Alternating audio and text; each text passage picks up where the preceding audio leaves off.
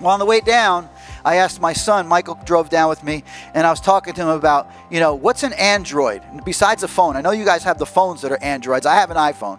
But I said, what's an Android? I mean, is that half man, half machine? And he's looking at me like, what kind of question is that? I think it's important for us to answer that question so you know where I'm going with this in a minute. I said, Mike, what is it? So he looks it up, and he's like, okay, an Android is a machine. It's a robot that's designed to look exactly like a human being. And they'll have skin. Maybe some of you sci-fi buffs have watched movies that have androids in them. They look real, and you can't tell whether they're a human or they're not a human until some other factors start happening. So what's a cyborg if that's an android? Well, a cyborg is, Michael got the definition for me. A cyborg is a robot or a human being that has robot parts, like an arm, a leg, or a different part of the body, so that it can extend their abilities. God has designed this body. And the reason I'm bringing this up is because we are living in a body. The real you is a spirit man.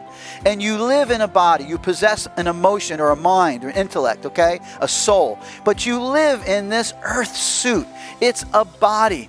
And sometimes we act as if and we live like this body is going to live forever. And that's important to keep it in shape and train and do all those things. But I really need you to understand, God designed a body like a designer designed an android that would be able to function for 80, 90 years, or a cyborg or whatever.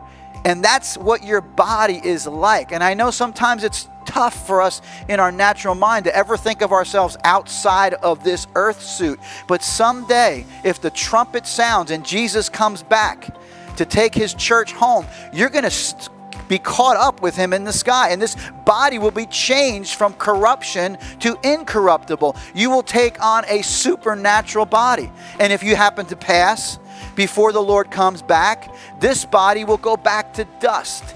It's only working for X amount of years, but you will possess a new body when you go to heaven.